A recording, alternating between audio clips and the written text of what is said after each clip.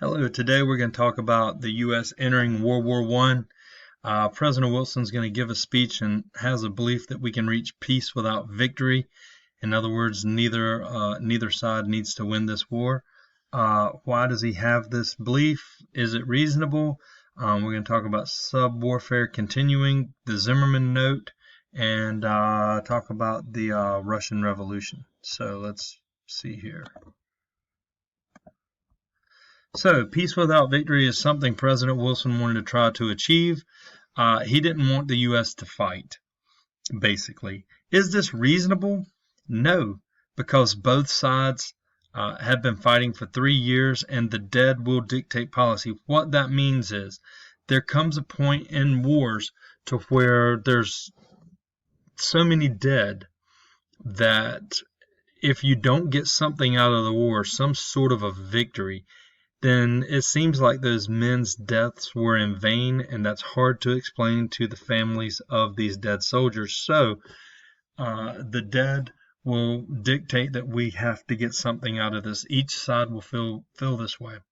Submarine warfare will continue, and it's going to go, as we said, as of 1917, it will go back to unrestricted submarine warfare. The Zimmerman note. This is a note that is written to Mexico from Germany to try to get Mexico to fight against the U.S. Germany promises all the lands lost in the Mexican-American War. So in other words, it promised the southwestern part of the U.S., California and those other 6 states.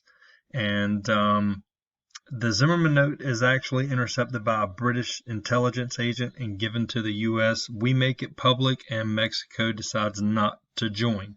Remember, Mexico and the U.S. do not have a good relationship because we had invaded Mexico with 15,000 troops looking for Zapata and Villa. And we were going to war with Mexico if we wouldn't have entered World War I, more than likely. The Russian Revolution takes them out of the war effort, so now you only have Britain and France left fighting. So this really deals a blow to the Allies, all right, and greatly increases the Central Powers' chances of winning the war. Hence, this is why Russia, or this is why the Germans wanted Mexico to enter the war, to keep our troops over here in the U.S., so we don't send them to Europe so Germany can try to win this war. Because the Germans knew that if we sent 2 million men overseas like we did, they were not going to win the war. So, reasons why we joined the war effort. Basically, we want to ensure that we get our money back. We wanted to get our money back from Britain and France. We wanted to prevent Germany from threatening our shipping lanes. And remember, I told you earlier, the transatlantic cable line was cut. The U.S. could only receive British accounts of World War I. So we start sympathizing a lot more with Britain. We implement the Selective Service Act, which is a draft, and we draft over 3 million people, that will eventually be troops. We recruited these guys and trained them for 9 months. We have a lot of transportation problems.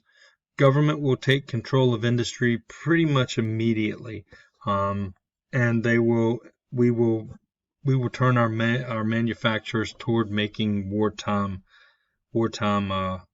goods. We've talked about the use of the convoy system. We use that as well to prevent the U-boats from attacking our vital ships. Remember, that's a bunch of ships around, a bunch of destroyers and warships around, transport ships and stuff like that. Over There is a song. The very first slide on this PowerPoint has the lyrics to Over There, but Over There means over to Europe, and it's a popular song of the day. Our troops were called doughboys because of their white and fresh-looking faces. Of course, we had African-American troops over there as well that served distinguishedly. But overall, we were known as doughboys for our youthful look, and we were inexperienced and just young. General John Pershing was our our expeditionary general. He led the American Expeditionary Force, nicknamed Blackjack Pershing.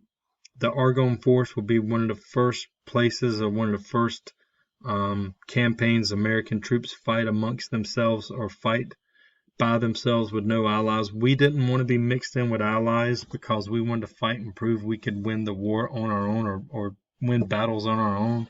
And President Wilson felt this would give him a better leverage at the peace table. The gentleman in the picture here, this is Sergeant Alvin York. He's a Christian who didn't want to fight at first, but if you check out here, he fought in one battle.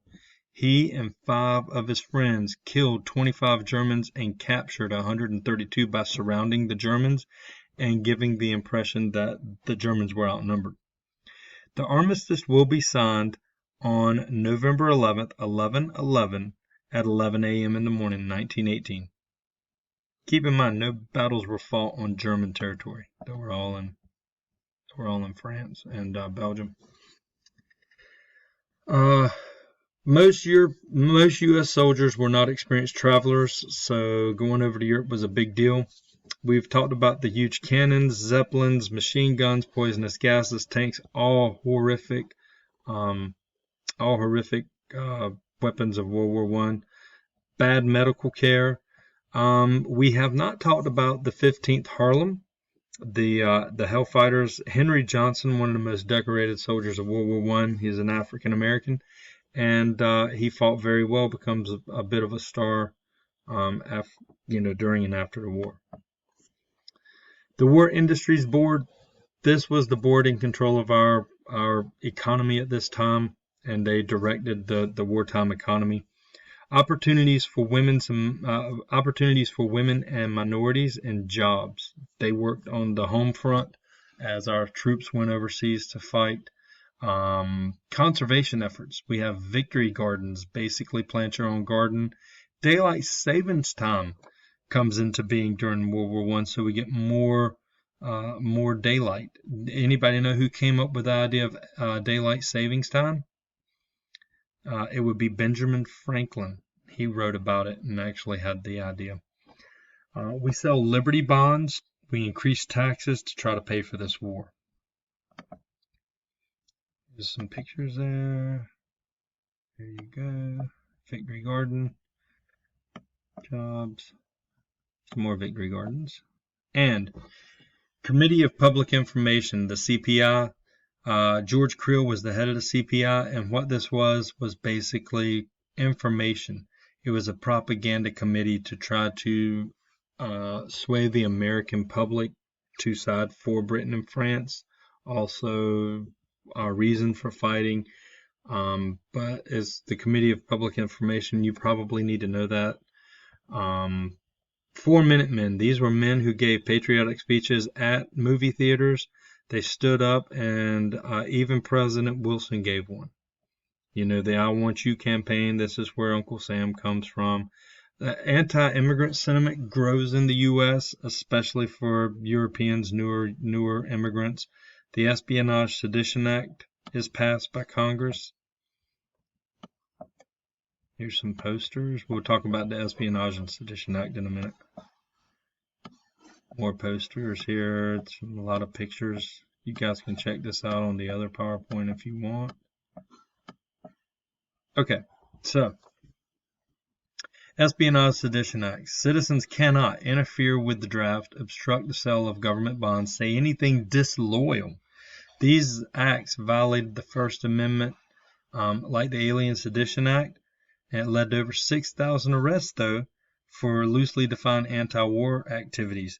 Shinnick versus the U.S. 1919 upheld the conviction, and it limits your free speech during wartime, so you have a more limited free speech. Eugene Debs, he was Socialist Party leader, member American Railways, Pullman strikes. He's jailed during this war. The IWW Workers of America, aka the Wobblies, they're anti-war protesters as well. And they are going to be, a lot of them are going to be jailed as well. So, as you see, African Americans, they fight extremely well during this war. The Great Migration continues. This is African Americans moving up north to find jobs. They, basically they think there's less discrimination, things of that nature. That's not necessarily true. Actually, it's worse, just in a different way. Civil rights, when we get back out of the war, civil rights are going to be debated. Should we give civil rights, all that good stuff, but it's going to be pushed under the rug for a while.